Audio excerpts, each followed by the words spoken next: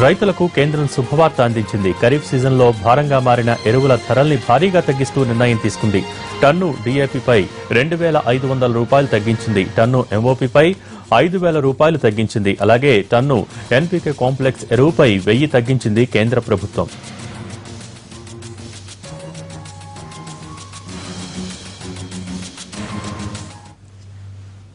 దేవాలయాల కూల్చివేత వ్యవహారంపై హిందూ ధర్మ పరిరక్షణ వేదిక ప్రతినిధులకు టీడీపీ నేతలకు మధ్య మాటల యుద్ధం ముదురుతోంది.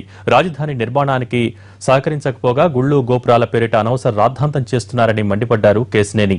దీనిపై హిందూ ధర్మ పరిరక్షణ ప్రతినిధులు సీరియస్ గా రియాక్ట్ అయ్యారు. పీఠాధిపతులను అనే స్థాయి కేశినేనికి లేదని కౌంటర్ ఇచ్చారు. వారిద్దరి మాటకు మాట ఇప్పుడు చూద్దాం. ఎక్కడో నర్సాపురంలో ఉండాల్సినటువంటి ఎంపీ ఇక్కడికి వచ్చి విజయవాడ డెవలప్మెంట్ కు జాయిన్ మాడేదేంటి మా తెలియదు. విజయవాడ డెవలప్ చేసుకోవడం ఒక 60 ఏళ్లు కుగ్రామంగా మిగిలిపోయింది విజయవాడ. దాన్ని మేము అభివృద్ధి చేసుకుంటున్నాం. ఒక పార్లమెంట్ సభ్యుడికి ఈ దేశంలో ఎక్కడ ఇబ్బంది ఉంటే అక్కడికి వెళ్లే హక్కు ఉంది. ఆ పార్లమెంట్ లో మాట్లాడే హక్కు వారికి ఉంది. ఈయన ఆ కనీసమైన పార్లమెంట్ పరిజ్ఞానం కూడా తెలియని ఒక ఎంపీ గారు దొరకడం మన దరిద్రంగా మనం భావించుకోవాలి.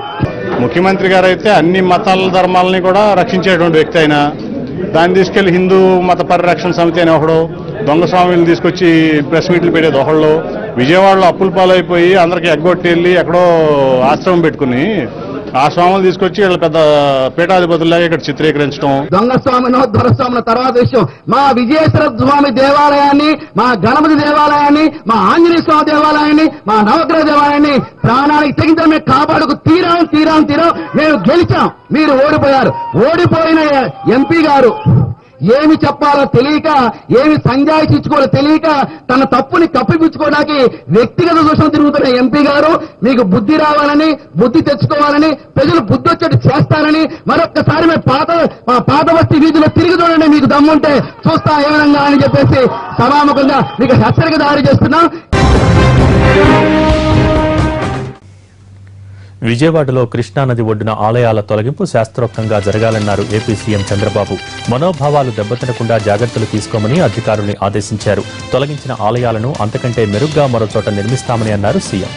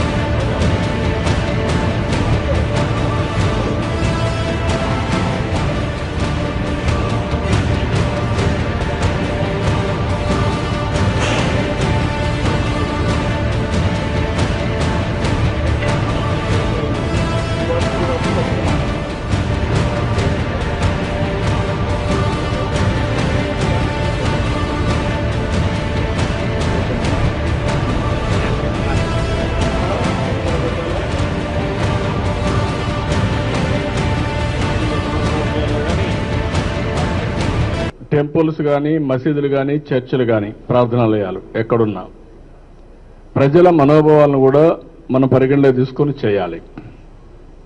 అదే సమయంలో రోడ్లు ఉండేది ప్రజలు నడవడానికి, ట్రాఫిక్ పోవడానికి. ఇటీవల కాలంలో నేను ఒకప్పుడు ఒక రూల్ తీసుకొచ్చాను, దానికి ఒక యాక్ట్ కూడా ఉంది. ఎక్కడంటే అక్కడ రోడ్ల మీద టెంపుల్స్ కానీ మసీదులు కానీ కట్టడానికి వీలు లేదు, విగ్రహాలు పెట్టడానికి కూడా వీలు లేదు. అలాంటిది నిబంధనలను అధిగమించి ఇష్టానుసారంగా చేసేశారు. ఇప్పుడు మనకు రోడ్లు వైడన్ కాకపోతే ఎవరికి నష్టం? ప్రజలకు నష్టం. మధ్యలో ఒక చిన్నది పెట్టుకుంటే ఆ పక్క ఈ పక్క ఎంత పెట్టుకున్నా ఆ ప్రాబ్లమ్స్ వస్తాయి. అయితే ఏది చేసినా శాస్త్రోక్తంగా ఉండాలి. ఎక్కడ ఎవరిని ఇబ్బంది పెట్టాలనేది ప్రభుత్వానికి లేదు. శాస్త్రోక్తంగా ఉండాలి. వాళ్ళ సాంప్రదాయాల్ని పాటించి అవన్నీ చేయాల్సిన అవసరం ఉంది. నేను కొన్ని గైడ్ లైన్స్ కూడా ఇచ్చాను. నిన్న మా మంత్రులు ఆ విషయం చెప్పారు. ఇప్పుడు ఒకసారి చూస్తాం. ఇప్పుడుండేదానికంటే మెరుగ్గా తీర్చిదిద్దాం తప్ప ఎక్కడా అన్యాయం జరిగే పరిస్థితి రాదు, ఎవరికి ఇబ్బంది కలిగే పరిస్థితి రాదు, ఎవరి మనోభావాలు కూడా దెబ్బతీయకుండా. మొక్కలు నాటే ఉద్యమాన్ని చేపడుతోంది తెలంగాణ ప్రభుత్వం. ఈ నెల 8న నల్గొండ జిల్లా చిన్నకాపర్తి వద్ద ప్రారంభించనున్నారు సీఎం కేసీఆర్. అదే రోజు అన్ని జిల్లాల్లో మంత్రులు, ప్రజాప్రతినిధులు మొక్కలు నాటనున్నారు. హైదరాబాద్ విజయవాడ రహదారిపై 165 కిలోమీటర్ల మేర మొక్కలు నాటాలని ప్రభుత్వం నిర్ణయించింది. ఈ మార్గంలో సుమారు 85,000 మొక్కలను నాటనున్నారు. తెలంగాణలో ఉన్న అన్ని హైవేల్లోనూ ఇలాంటి కార్యక్రమం చేపట్టబోతోంది. 11వ తేదీన హైదరాబాద్లోని చార్మినార్, హైటెక్ సిటీ, శంషాబాద్, నెక్లెస్ రోడ్లో మొక్కలను పంపిణీ చేస్తారు. స్మార్ట్ సిటీస్ అంటే టెక్నాలజీ పరంగా అభివృద్ధి చెందడం మాత్రమే కాదన్న మంత్రి కేటీఆర్ ప్రజలకు అన్ని విధాలా సహకరించే పీపుల్ ఫ్రెండ్లీ గవర్నమెంట్ గా ఉండాలన్నారు. హైదరాబాద్ లో జరిగిన నేషనల్ ఎగ్జిక్యూటివ్ కమిటీ మీటింగ్ లో పాల్గొన్న కేటీఆర్ స్మార్ట్ సిటీస్ అనే అంశంపై ప్రసంగించారు. హైదరాబాద్ విశ్వ నగరంగా అన్ని రంగాల్లో దూసుకుపోతోందని అన్నారు. చిత్తూరు జిల్లా నగరి ఎమ్మెల్యేగా రోజా ఎన్నిక చెల్లదంటూ దాఖలైన పిటిషన్పై విచారణను ఈ ఏడాది చివరికల్లా పూర్తి చేయాలని హైకోర్టును ఆదేశించింది సుప్రీంకోర్టు. తన వివరణను సమర్పించే అవకాశాన్ని రోజాకు ఇవ్వాలని సూచించింది. అలాగే ఈ కేసుకు సంబంధించి ఏదైనా ఉంటే హైకోర్టులోనే తేల్చుకోమని రోజాకు సూచించింది. నగరి ఎమ్మెల్యే ఎన్నిక చెల్లదంటూ గతంలో హైకోర్టులో పిటిషన్ దాఖలు చేశారు రాయుడు అనే వ్యక్తి. ఆ పిటిషన్ కొట్టేయమంటూ రోజా కూడా కౌంటర్ వేశారు. రెండింటినీ కలిపి విచారిస్తామని హైకోర్టు చెప్పడంతో అది చట్ట విరుద్ధమంటూ సుప్రీంకోర్టుకు వెళ్లారు ఎమ్మెల్యే. ఏమున్నా అక్కడే చూసుకోమంటూ ఇప్పుడు స్పష్టత ఇచ్చింది సుప్రీం ధర్మాసనం. కేంద్ర ప్రభుత్వం తీసుకువచ్చిన నీట్ ఆర్డినెన్స్ ను సవాల్ చేస్తూ సుప్రీంకోర్టులో ప్రజా ప్రయోజన వ్యాజ్యం దాఖలైంది. విచారణకు స్వీకరించిన చీఫ్ జస్టిస్ టిఎస్ ఠాకూర్ పిటిషన్ను జస్టిస్ ఏఆర్ దబే ధర్మాసనానికి బదిలీ చేశారు. విచారణ ఈ నెల 7కు వాయిదా పడింది. ప్రైవేట్ మెడికల్ కాలేజీల యాజమాన్యాలు ప్రభుత్వ నిర్ణయాన్ని సుప్రీంకోర్టులో సవాల్ చేశాయి. ఏపీ ఉప ముఖ్యమంత్రి కేఈ కృష్ణమూర్తితో రైతు సంఘాల నేతలు సమావేశమయ్యారు. ఆంధ్రప్రదేశ్లో గతంలో ఉన్న పాస్ పుస్తకాల విధానాన్ని కొనసాగించాలని కోరారు. ప్రస్తుతం ప్రభుత్వం విడుదల చేసిన 271వ జీవోను నిలుపుదల చేయాలని రైతు సంఘాల నేతలు కోరుతున్నారు. యాజమాన్య హక్కు పత్రం రైతు వద్దే ఉండేలా చర్యలు తీసుకోవాలని ప్రతినిధి బృందం ఉప ముఖ్యమంత్రిని కోరింది. మన్యం వీరుడు అల్లూరి సీతారామరాజు 119వ జయంతి వేడుకలు విశాఖలో ఘనంగా జరిగాయి. ఏపీ మంత్రులు, స్థానిక నేతలు సభకు హాజరై అల్లూరి విజయగాథలను కొనియాడారు. అంతకుముందు జరిగిన సాంస్కృతిక కార్యక్రమాలు అలరించాయి. మంత్రులు రావెల, అయ్యన్న పాత్రుడు కూడా గిరిజనులతో కలిసి నృత్యం చేశారు.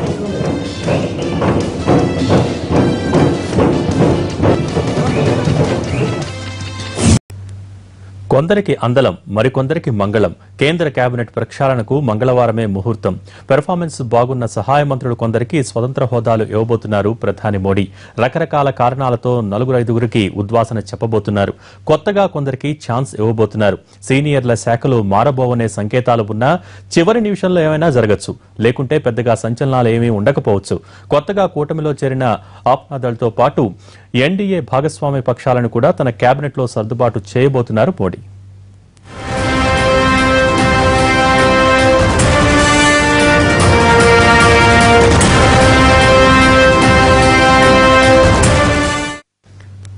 మోడీ కేబినెట్ రూపు మారబోతోంది. 2 ఏళ్ల పాలనలో కేబినెట్ మంత్రుల పనితీరును బట్టి మార్కులేసుకుంటూ వస్తున్న ప్రధాని తన టీంని ప్రక్షాళన చేయబోతున్నారు.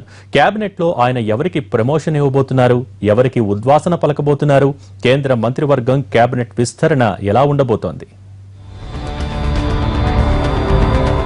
2 ఏళ్లు గడిచిపోయాయి. ప్రధానిగా మరో 3 ఏళ్ల పాలనని పరుగులు పెట్టించాలనుకుంటున్నారు మోడీ.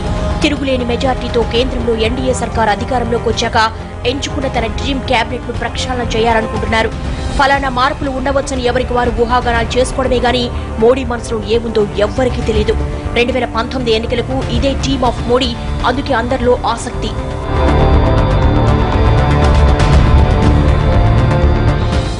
ఐదు వేళ్లు ఒకేలా ఉండవు. మోడీ మంత్రివర్గము అంతే. కొందరు సూపర్ స్పీడ్ తో దూసుకెడుతుంటే ఇంకొందరు మోడీ వేగాన్ని అందుకోలేకపోతున్నారు. కొందరు అంచనాలకు మించి పనిచేస్తుంటే ఇంకొందరు కొత్త తలనొప్పులు తెచ్చిపెడుతున్నారు. ఓ 2 ఏళ్ల దాకా ఇదే టీంతో ముందుకెళ్లాలని ఫిక్స్ అయిన నరేంద్ర మోడీ ఇప్పుడు మార్పులు చేర్పులకు సిద్ధపడుతున్నారు. ప్రమోషన్లు, పనిష్మెంట్లు, సరికొత్త సమీకరణాలతో మోడీ కొత్త టీం ఉండబోతోంది.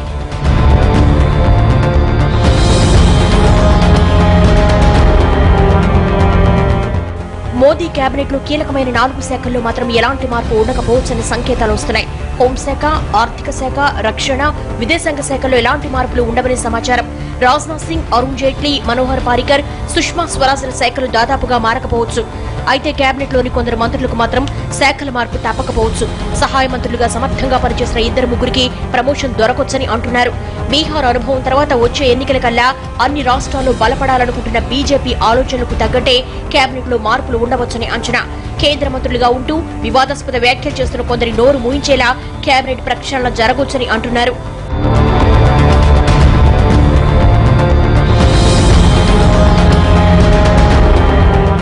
ఆర్థిక శాఖ మంత్రి అరుణ్ జైట్లీని అదనపు శాఖల బాధ్యతల నుంచి తప్పించే అవకాశం ఉంది. సమాచార మంత్రిత్వ శాఖల అదనపు బాధ్యతను కూడా జైట్లీనే చూస్తున్నారు. మొన్నటిదాకా కేబినెట్ లో క్రీడా శాఖ మంత్రిగా ఉన్న సర్వానంద సోనోవాల్ అసోం ముఖ్యమంత్రి అయ్యారు. ఆ పదవిని భర్తీ చేయడంతో పాటు మిత్రపక్షమైన శివసేనకు సీటు కేటాయించాల్సిందే. ఎన్నికలకు ముందు యూపీకి చెందిన ఆప్నాదళ్ బీజేపీలో విలీనం కావడంతో ఆ పార్టీకి కూడా కేబినెట్ లో ఓ పదవి ఖాయమంటున్నారు. ఆ పార్టీకి చెందిన ఏకైక ఎంపీ అనుప్రియా పటేల్ కు కేబినెట్ లో చోటు దక్కొచ్చు. వారణాసి, మీర్జాపూర్ ప్రాంతంలో ఓటు బ్యాంక్ ఉన్న ఆప్నాదళ్ చేరికతో యూపీలో కుర్మీ ఓట్లు కలిసొస్తాయనే ఆశతో ఉంది బీజేపీ. పనితీరుతో మెప్పించిన కొందరికి ప్రమోషన్ ఇవ్వబోతున్నారు మోడీ. వివాదాల్లో చిక్కుకుని పార్టీకి, ప్రభుత్వానికి చికాకులు తెచ్చిపెట్టిన కొందరిని సాగనంపడానికి నిర్ణయం తీసుకున్నారు. భాగస్వామ్య పక్షాలని సంతృప్తి పరిచేలా మోడీ మార్క్ కేబినెట్ కూర్పు ఎలా ఉండబోతోంది?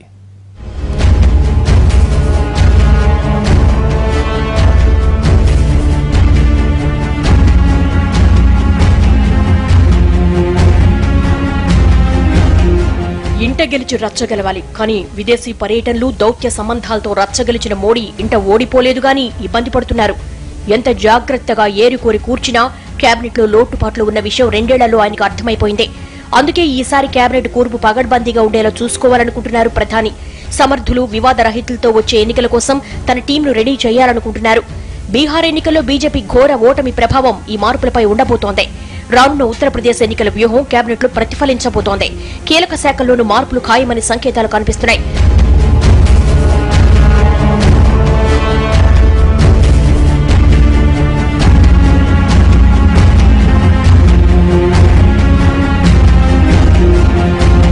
ప్రస్తుతం మోడీ కేబినెట్ లో 66 మంది మంత్రులున్నారు.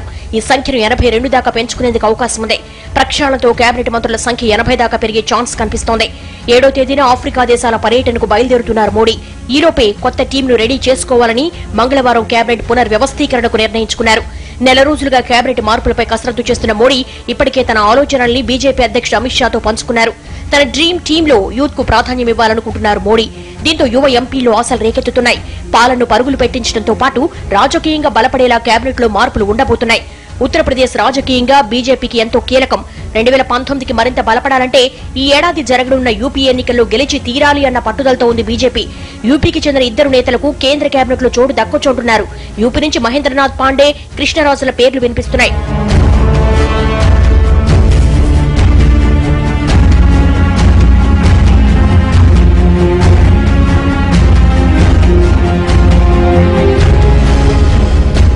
కేబినెట్ లోకి కొత్తగా చేరే వారిలో రాజస్థాన్ రాష్ట్రానికి చెందిన అర్జున్ రామ్ మేఘ్వాల్, పీపీ చౌదరి, మహారాష్ట్ర నుంచి అనిల్ దేశాయ్, రామ్ దాస్ ఆథ్వాలే, ఉత్తరాఖండ్ ఎంపీ అజయ్ ఠాంటా, పశ్చిమ బెంగాల్ నుంచి ఎస్ఎస్ అహ్లువాలియా, మధ్యప్రదేశ్ నుంచి అనిల్ మాధవన్ దావే, గుజరాత్ నుంచి మన్సుఖ్ భాయ్ మాండవియా, పురుషోత్తం రూపాల పేర్లు తెరపైకొచ్చాయి. రాజ్యసభ సభ్యుడు ఎంజే అక్బర్ పేరు కూడా ప్రముఖంగా వినిపిస్తోంది.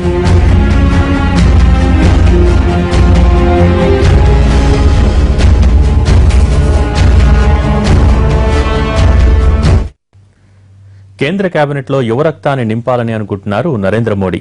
అదే సమయంలో అంతగా రాణించలేకపోయిన కొందరు యువ మంత్రుల్ని తప్పించాలని అనుకుంటున్నారు. వయస్సు మీద పడ్డ వారిని సాగనంపడంతో పాటు వివాదాస్పద వ్యాఖ్యలు చేసిన వారిని కూడా పక్కన పెట్టాలని అనుకుంటున్నారు. మోడీ మార్పులు అనుకున్నవి అనుకున్నట్టు జరుగుతాయా? మెరుగైన పనితీరు కనబరిచిన సహాయ మంత్రులకు కేబినెట్లో హోదాతో ప్రమోషన్, పనిచేయని మంత్రులకు రివర్షన్. అందుకే మోడీ మార్పులపై అందరిలో ఇంత టెన్షన్. కేంద్ర సహాయ మంత్రులుగా ఉన్న పీయూష్ గోయల్, ధర్మేంద్ర ప్రధాన్లకు కేబినెట్ హోదా దాదాపు కన్ఫర్మ్ అయినట్లే. యూపీకి చెందిన ఎంపీ డాక్టర్ సంజీవ్ బల్యాన్ కూడా పదోన్నతి జాబితాలో ఉన్నారంటున్నారు. ముజఫర్నగర్ అల్లర్లలో ఆయన పేరు ప్రముఖంగా వినిపించినా ఉత్తరప్రదేశ్ ఎన్నికలను దృష్టిలో ఉంచుకుని ఆ రాష్ట్రానికి వీలైనంత ఎక్కువ ప్రాధాన్యం ఇవ్వాలి అనుకుంటున్నారు మోడీ.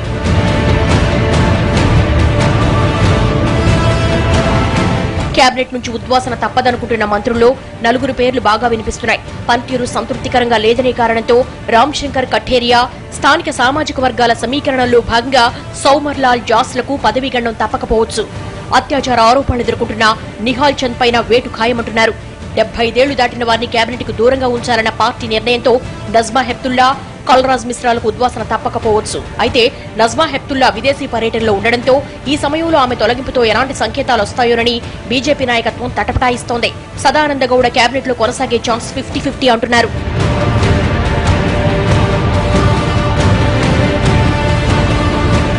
కేబినెట్ పై తమదైన ముద్ర వేసిన నితిన్ గడ్కరీ, సురేష్ ప్రభు, రవిశంకర్ ప్రసాద్, అనంత్ కుమార్ల మంత్రిత్వ శాఖల్లో మార్పులు ఉండకపోవచ్చని అంచనా. వ్యవసాయ శాఖ మంత్రి రాధామోహన్ సింగ్ శాఖ మారడం మాత్రం తథ్యమంటున్నారు. కేబినెట్ లో సయోధ్య లేని కొందరు మంత్రుల శాఖల విషయంలో ప్రధాన నిర్ణయం ఎలా ఉంటుందోనని అంతా ఆసక్తిగా చూస్తున్నారు. కేంద్ర పర్యావరణ శాఖ మంత్రి జవడేకర్, కేంద్ర మహిళా శిశు సంక్షేమ శాఖ మంత్రి మేనకా గాంధీల మధ్య బ్లూబుల్ విషయంలో రచ్చ జరిగింది. ఇద్దరి శాఖలకు సంబంధం లేకపోయినా బీహార్లో బ్లూ బుల్స్ ను చంపడానికి కేంద్ర పర్యావరణ శాఖ అనుమతి ఇవ్వడాన్ని జంతు ప్రేమికురాలైన మేనక తప్పుపట్టారు. వీరి సంవాదం కేంద్ర మంత్రుల మధ్య సమన్వయం లేదన్న విమర్శలకు తావిచ్చినట్లయింది. అయితే వీరి శాఖల మార్పుపై ఎలాంటి సంకేతాలు లేవు. రోహిత్ వేముల విషయంలోనూ విద్యార్హత వివాదంతోనూ తరచూ వార్తల్లో నిలిచిన స్మృతి ఇరానీని మానవ వనరుల శాఖ మంత్రిగానే కొనసాగిస్తారా, లేకుంటే మరో పోర్టుఫోలియో అప్పగిస్తారా అనేది సస్పెన్సే. అవిభక్త కవలలు వీణావాణిని స్టేట్ హోమ్ కు తరలించాలని నిర్ణయించింది తెలంగాణ ప్రభుత్వం. దీనికి సంబంధించి 1-2 రోజుల్లో అధికారిక ప్రకటన వెలువడే అవకాశం ఉంది. డెడ్ లైన్ పూర్తయి 10 రోజులు గడుస్తున్నా బాలికల తండ్రి ఇంతవరకు రాలేదు. ఇద్దరిని ఇంటికి తీసుకువెళ్లడంపై మళ్లీ వచ్చి ఏ విషయం చెబుతానని వెళ్లిన వ్యక్తి ఇంతవరకు రాకపోయేసరికి ప్రత్యామ్నాయంపై దృష్టి పెట్టింది ప్రభుత్వం. పెద్దవాళ్లైనందున ఇద్దరిని ఇక మీదట నీలోఫర్ హాస్పిటల్లో ఉంచడానికి నిబంధనలు అంగీకరించవు. అందుకే స్టేట్ హోమ్ కు తరలించాలని నిర్ణయించారు. సికింద్రాబాద్ బొలారంలో 10 ఏళ్ల బాలికపై అత్యాచారం, హత్య కేసులో నిందితుడు అనిల్ కుమార్ ను మీడియా ముందు ప్రవేశపెట్టారు. నిందితుడిని కోర్టుకు తరలించే సమయంలో డీసీసీ ఆఫ్ కార్యాలయానికి భారీగా చేరుకున్న మహిళలు అతన్ని చుట్టుముట్టి దాడి చేసేందుకు ప్రయత్నించారు. పోలీసులు వారిని అడ్డుకోవడంతో వారితో వాగ్వాదానికి దిగారు మహిళలు. చివరకు పోలీసులు నిందితుడిని అక్కడి నుంచి తీసుకువెళ్లారు. హైదరాబాద్ బొల్లారంలో చిన్నారిపై అత్యాచారాన్ని ఖండిస్తూ స్కూల్ విద్యార్థులు మౌన ప్రదర్శన నిర్వహించారు. బాలల హక్కుల సంఘం ఆధ్వర్యంలో ప్రదర్శన నిర్వహించారు. పిల్లల భద్రతకు ప్రభుత్వం చర్యలు తీసుకోవాలని డిమాండ్ చేశారు.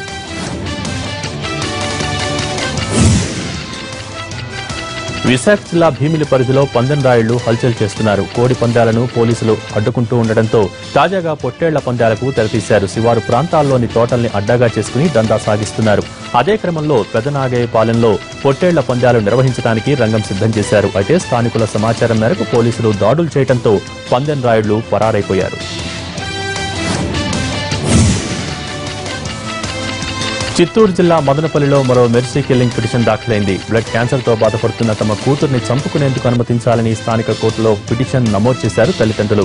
మదనపల్లిలో ఇంటర్ ఫస్ట్ ఇయర్ చదువుతున్న మాధవి ఆరోగ్యం బ్లడ్ క్యాన్సర్ కారణంగా రోజురోజుకు క్షీణిస్తోంది. దీంతో కూతురు బాధ చూడలేని తల్లిదండ్రులు నారాయణ, శ్యామల ఆ బాధ నుంచి విముక్తి ప్రసాదించాలని న్యాయస్థానాన్ని మొరపెట్టుకున్నారు.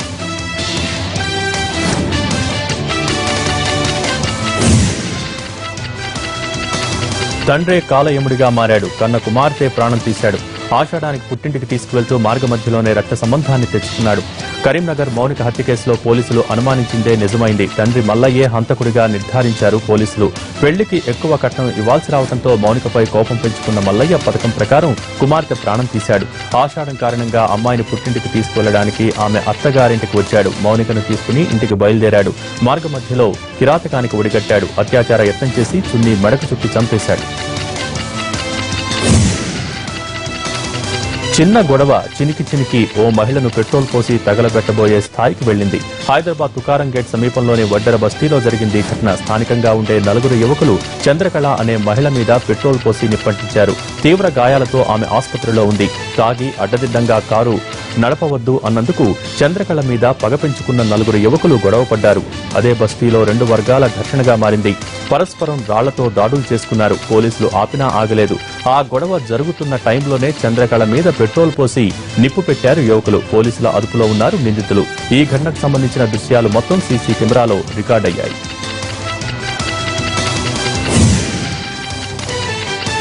హైదరాబాద్ మలక్పేటలో భారీ అగ్ని ప్రమాదం జరిగింది. ఓ ఫర్నిచర్ షోరూంలో మంటలు ఎగిసిపడ్డాయి. సెల్లార్లోని ఫర్నిచర్ పూర్తిగా దగ్ధమైపోయింది. షోరూంలో నుంచి పెద్ద ఎత్తున పొగలు వస్తున్నాయి. ప్రమాదం సమాచారం తెలుసుకున్న 3 ఫైర్ ఇంజన్లు మంటలు ఆర్పేందుకు ప్రయత్నాలు చేస్తున్నాయి.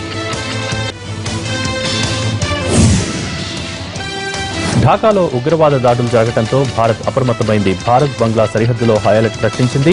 సరిహద్దు రాష్ట్రాలైన పశ్చిమ బెంగాల్, త్రిపుర, అస్సోం, మేఘాలయలో గట్టి నిఘా ఏర్పాటు చేసింది. ఆయా మార్గాల నుంచి ఎవరూ దేశంలోకి చొరబడకుండా చర్యలు తీసుకుంటున్నారు. పశ్చిమ బెంగాల్లోని కూచ్ బిహార్ నదీ జలాల్లో సిబ్బంది బోట్లలో గస్తీ కాస్తున్నారు.